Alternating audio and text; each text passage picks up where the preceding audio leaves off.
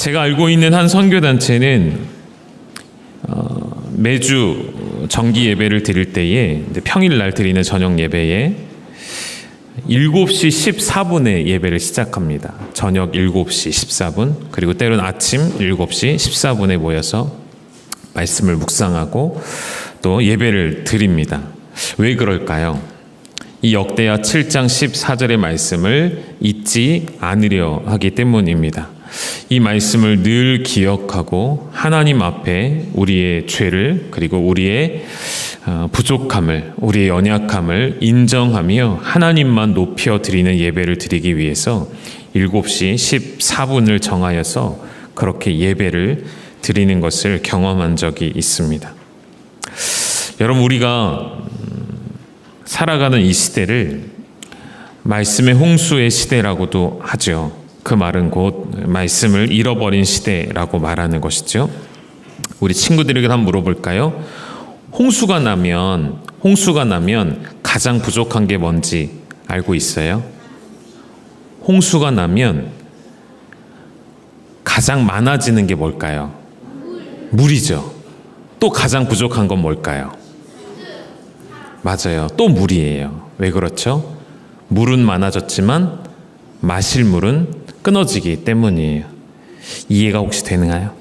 안 돼요? 이제 설명을 잘 못했나 보다, 목사님이.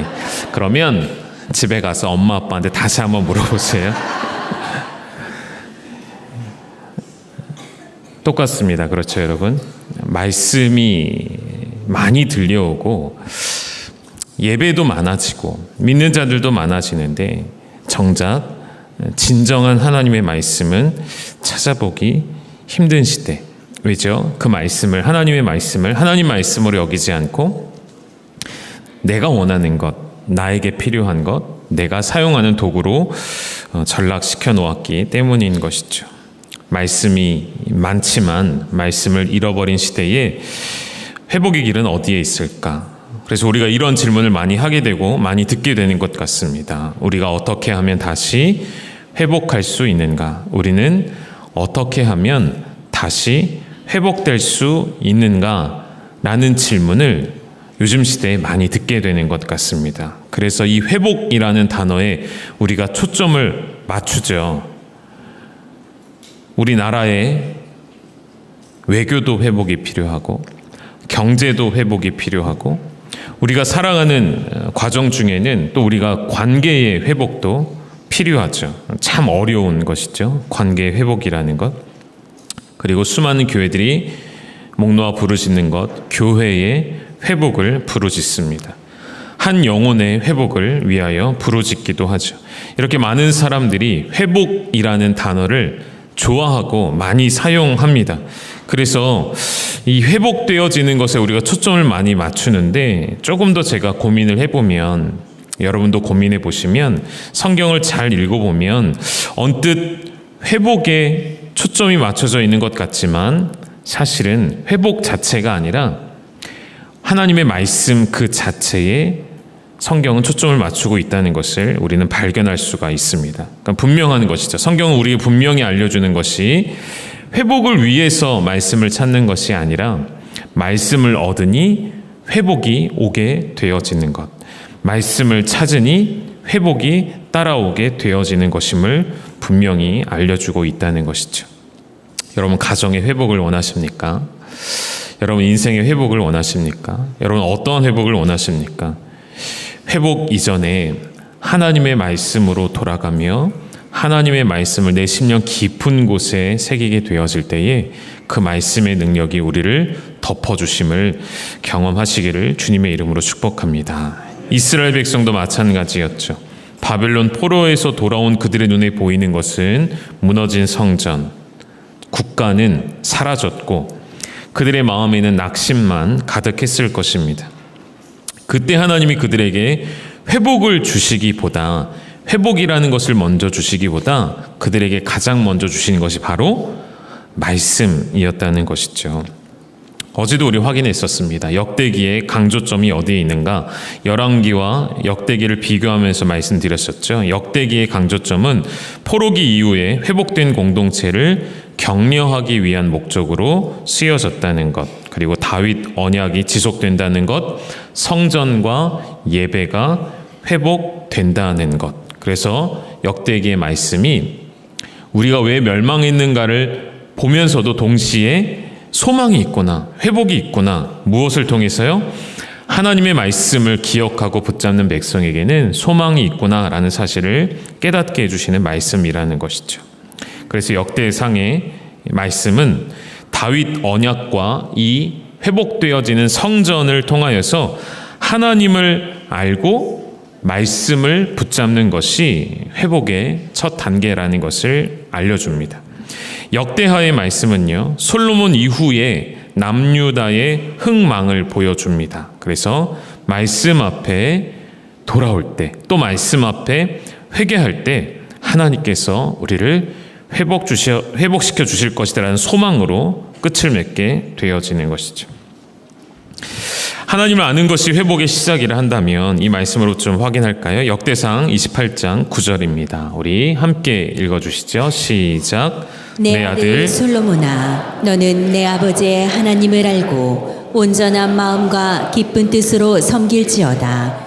여호와께서는 모든 마음을 감찰하사 모든 의도를 아시나니 내가 만일 그를 찾으면 만날 것이요 만일 내가 그를 버리면 그가 너를 영원히 버리시리라. 아멘. 다윗이 아들 솔로몬에게 유언과도 같이 남겨준 말씀이죠. 너의 아버지 하나님을 알고 온전한 마음과 기쁜 뜻으로 섬기라.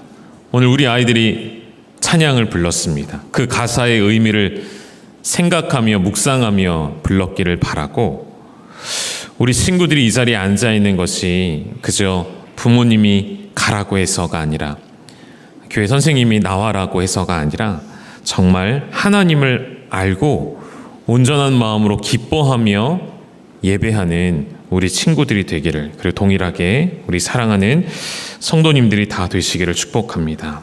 하나님을 왜 알라고 다윗이 유언처럼 남겼을까요? 하나님을 아는 것이 우리의 가장 큰 힘이 되기 때문이죠. 하나님을 아는 것이 내가 누구인지를 알게 되는 비결이기 때문입니다.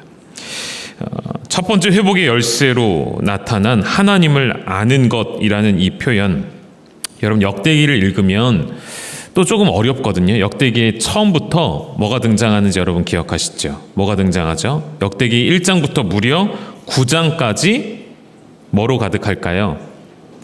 족보입니다. 족보로 가득합니다. 계속 9장 내내 사람의 이름들이 쭉 등장을 하는 거예요. 낯설고 잘 알지도 못하는 사람들의 이름들이 쭉 가득한 것 같아서 이걸 읽어야 되나 그냥 넘겨야 되나 이런 고민이 여러분 항상 되실 것 같아요. 그러나 사람들의 이름이 쭉 나열되어 있다는 것은 분명한 메시지가 있습니다. 이 말씀을 읽는 자들이 포로에서 돌아온 백성들이라는 것이죠. 그럼 이것을 읽을 때 그들이 어떤 생각을 할까요? 우리가 누구의 백성인지, 우리가 지금 나라를 잃어버렸고 성전이 무너졌고 정체성의 혼란을 겪고 있는 이때에 이 족보를 보며 우리는 누구인가라는 것을 깨닫게 되어지는 것이죠. 우리가 누구일까요, 여러분? 바로 하나님의 백성이죠. 하나님의 자녀이죠.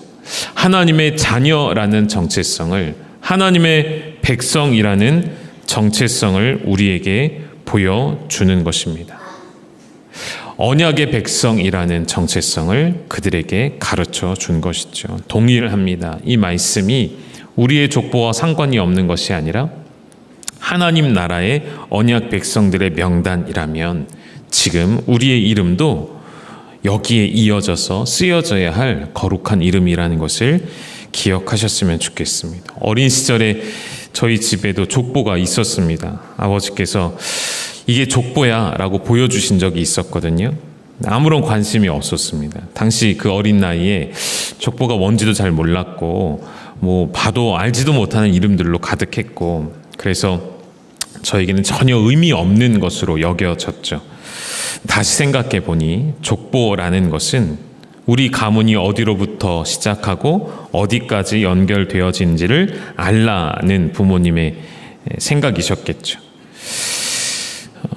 똑같습니다. 여러분, 우리가 누구인지를 알려면 우리의 족보를 따져 올라가듯이 우리의 영적 믿음의 족보를 따라 올라가셔야겠죠. 그래서 끝에 이르게 되어지면 결국 그 족보의 시작은 우리 아버지 하나님으로부터 시작되어진다는 것. 그래서 하나님을 알면 내가 누구인지를 안다라는 것을 말씀드리는 것입니다. 하나님의 백성으로의 회복이 있으려면 그래서 먼저 하나님을 바르게 아는 지식이 필요하겠고 그 하나님으로부터 시작되어진 나의 인생이라는 정체성을 깨달아 알 필요가 있다는 것이죠. 오늘 우리는 내가 누구인지를 무엇으로 드러내려 할까요? 수많은 SNS, 인스타그램, 기타 등등의 것으로 나 자신을 표현하려고 합니다. 내가 어떤 사람인지, 내가 무엇을 하는 사람인지, 내가 지금 무엇을 하고 있는지 사진과 영상과 글을 통해 끊임없이 자기를 피하라는 시대를 우리가 살아가고 있죠. 우리 믿는 자들은 저는 달랐으면 좋겠습니다. 우리 학생들은 달랐으면 좋겠습니다. 내가 어떠한 사람인지 드러내는 일에 내가 무엇을 하고 있고 내가 어떤 사람인지를 드러내는 것이 아니라 우리의 어떤 스펙, 학력, 사회적 지위를 드러내어 내가 이런 사람이다라고 말하는 것이 아니라 진정한 나 자신에 대한 정의는 저를 한번 따라서 고백해 주실까요?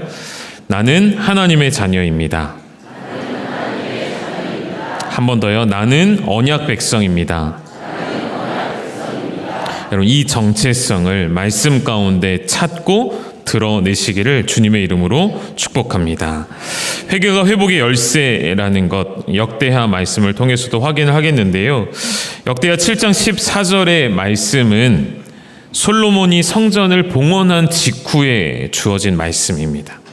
솔로몬이 성전을 완공한 이후에 하나님께 간절히 기도하거든요. 이렇게 기도합니다. 하나님, 저에게 복을 주십시오. 비가 내리지 않을 때에, 전염병이 찾아올 때에, 적군들이 우리 국경선을 넘어올 때에 그리고 우리가 이 성전을 향해 기도하면 하나님이 응답해 주십시오. 우리의 기도를 들어주십시오. 라고 간구합니다. 그랬더니 하나님이 어떤 응답을 주신 거죠? 바로 7장 14절의 말씀을 주신 거예요. 다시 한번 우리 같이 읽습니다. 시작. 내 이름으로 일컫는 내 백성이 그들의 악한 길에서 떠나 스스로 낮추고 기도하여 내 얼굴을 찾으면 내가 하늘에서 듣고 그들의 죄를 사하고 그들의 땅을 고칠지라. 아멘. 여러분, 이 말씀은 단순히 어떠한 우리의 개인적 신앙의 다짐으로 끝나지 않습니다. 성전 신앙이라고 불려지는 이 한 단어, 성전 중심의 신앙이 시작되어지는 솔로몬의 성전 이후에 주어진 이스라엘 공동체가 모든 위기를 헤쳐나갈 원리로서 주어지는 회복의 길이었던 것이죠. 그래서 이 말씀이 단순히 솔로몬에게만 국한된 말씀이 아니라 혹은 솔로몬이 살아갔던 시대에만 주어진 것이 아니라 더 나아가서 성전이 있는 동안에만 허락되어진 말씀이 아니라 포로 이후의 공동체에게도 다시 한번 회복의 원리를 기억하도록 주셨던 말씀인 것이죠. 그리고 동일하게 오늘 저와 여러분에게도 해당되어지는 말씀, 동일하게 적용되어지는 말씀인 것을 기억하셨으면 좋겠습니다. 그래서 역대하에서는 이 원리들을 쭉 보여주는 거예요. 여러 왕들을 언급하면서 대표적으로 몇 명 왕을 좀 확인해 볼까요? 아사 왕을 한번 보시죠. 아사 왕이 하나님 말씀 앞에 스스로 낮추고 기도하여 하나님을 구하였더니 나라가 회복됨을 보죠. 우리 15장 8절 말씀 같이 읽을까요? 시작. 아사가 이 말 곧 선지자 오뎃의 예언을 듣고 마음을 강하게 하여 가증한 물건들을 유다와 베냐민 온 땅에서 없애고 또 에브라임 산지에서 빼앗은 성읍들에서도 없애고 또 여호와의 낭실 앞에 있는 여호와의 제단을 재건하고. 아멘. 이 말씀처럼요, 하나님의 선지자의 예언하는 말씀을 듣고 마음을 강하게 하여 가증한 모든 물건들을 없애는 결단을 내릴 때, 그렇게 스스로를 겸비하여 하나님의 얼굴을 구하고 찾을 때에 회복의 은혜를 허락하셨던 것이죠.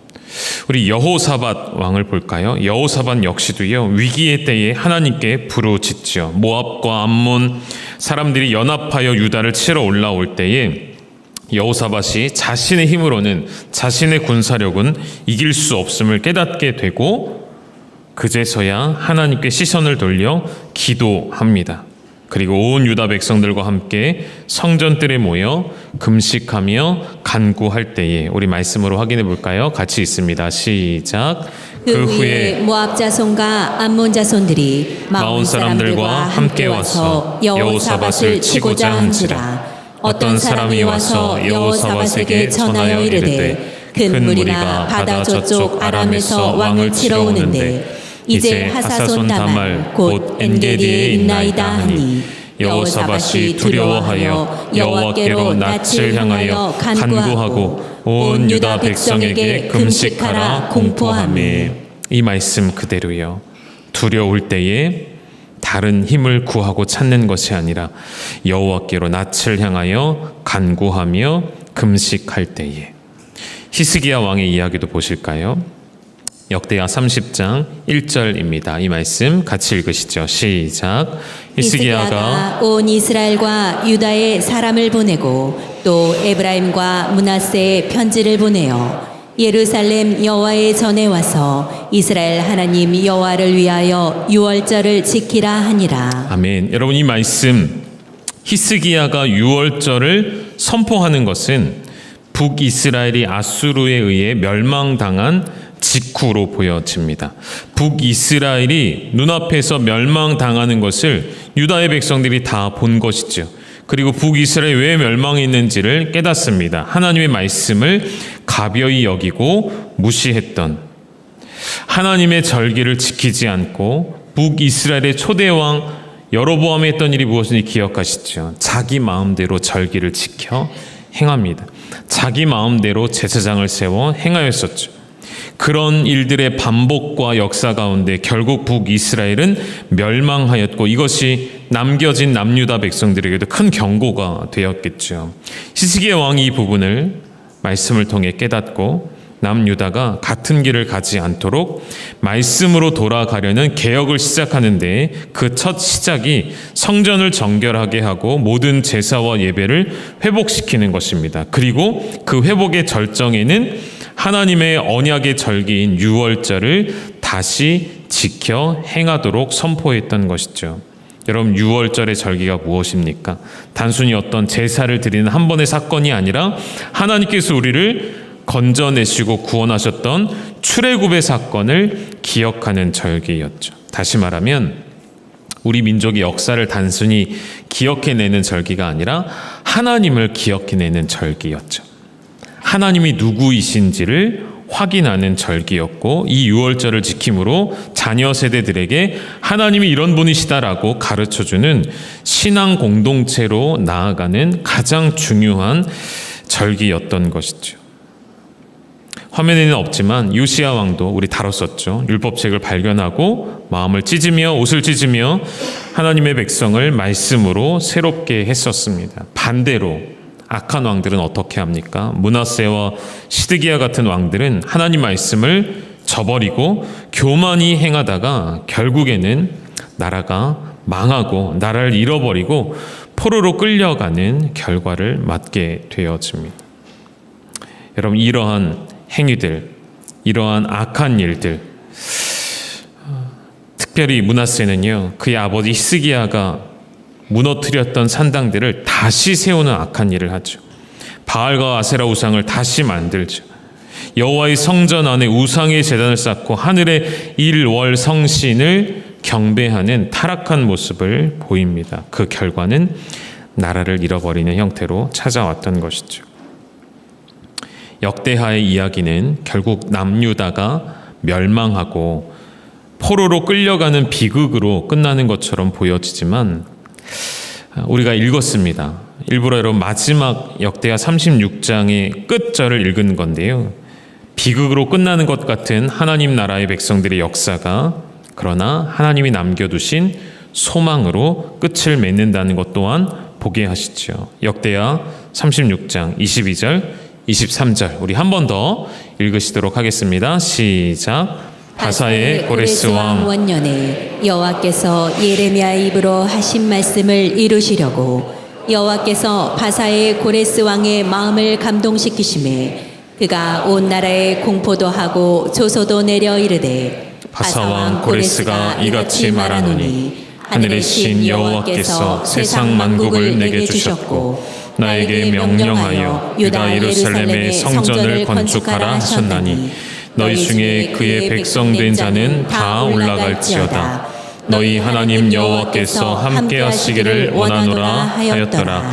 아멘. 이 말씀처럼요, 이방 나라의 왕의 마음을 감동시키셔서 그로 하여금 다시 이 나라에 소망이 있고 회복이 있게 하셨던 것이죠. 절망이라 여겨졌던 그 끝에서 하나님께서 새로운 시작을 준비하시고 그 시작은 언제나 하나님의 말씀을 붙드는 공동체로서 시작되었다는 것입니다. 다시 돌아볼까요? 여러분, 다윗은 하나님의 말씀을 사랑하는 왕이었습니다. 믿음의 여러 후손들의 그 왕들이 하나님의 말씀을 기억하고 정결함을 지켜 행하려 애썼죠. 또 우리가 내일 보게 되어질 에스라 말씀에서는 포로 귀환 후에 이스라엘 공동체가 느헤미야서도 마찬가지죠. 하나님 말씀을 낭독함으로 공동체를 회복시켜 가는 것을 보게 되어집니다. 이번 새벽성의 역사서를 읽으며 결국 우리가 정하여 읽고 있는 이 주제가 무엇이었죠? 말씀의 빛으로 어둠을 밝혀라. 말씀의 빛으로 어둠을 밝히는 것. 이것은 내 개인에게도 해당되는 것이고요. 우리 공동체에게도, 그리고 우리가 살아가는 이 역사 한복판에도 동일하게 적용되어져야 하는 것이죠. 하나님의 말씀을 가까이 하며 찾는 백성에게는 망하여도 망하지 않는 것이며 넘어져도 일어설 수 있는 것이며 하나님께서 회복의 역사를 일으키시는 소망을 붙드는 공동체가 되어지는 것이죠. 말씀을 정리하겠습니다. 여러분, 오늘도 역대상과 역대하는 우리에게 한 목소리로 메시지를 전해줍니다. 가장 중요한 것은 무엇이었죠? 하나님을 아는 것이라고 말씀하셨습니다. 그 말씀을 통해 하나님을 알기 위해 말씀을 통해 우리의 정체성을 회복하는 것, 그리고 회개하는 것, 그것이 우리의 열쇠라고 말씀을 드렸습니다. 회개할 때에 회복의 열쇠가 우리에게 주어지는 것이지요. 하나님 앞에 겸손히 무릎 꿇을 때에, 또한 공동체로서 말씀을 붙잡을 때에 하나님은 반드시 회복을 이루신다는 것이죠. 주변의 동료 목사님들과 이야기를 나누면 요즘엔 특별 새벽 성회를 해도 성도님들이 예전처럼 많이 안 나오신답니다. 왜 그러실까요? 자신들의 삶의 고단함이 너무 크기 때문이에요. 자신들의 삶의 문제가 피곤하고 힘들고 버겁고 살아가는 것이 기쁘고 즐겁지 않기 때문인 것이죠. 여러분, 그러할수록 우리는 다시 말씀으로 돌아가야 하지 않겠습니까? 다시 예배의 자리에 나와 앉아야 하지 않겠습니까? 우리 교회가, 우리 가정이, 이 나라가 다시 회복되어질 길은 믿는 자들의 하나님 앞에 전심으로 엎드려 우리 자신을 낮추고 하나님께로 얼굴을 향하여 간절히 구할 때에 하나님의 말씀이 교회의 중심이 되어지고 교회가 하나님의 말씀을 사모하고 사랑할 때에 모든 것에 회복이 일어나게 되는 것이죠. 이것이 오늘 우리에게 주어진 하나님의 요구사항, 하나님의 부르심인 줄 믿습니다. 하나님을 아시고 그로 인하여 우리를 알게 되어지고 회개하며 말씀으로 돌아가는 주의 거룩한 백성 다 되시기를 주님의 이름으로 축원드립니다.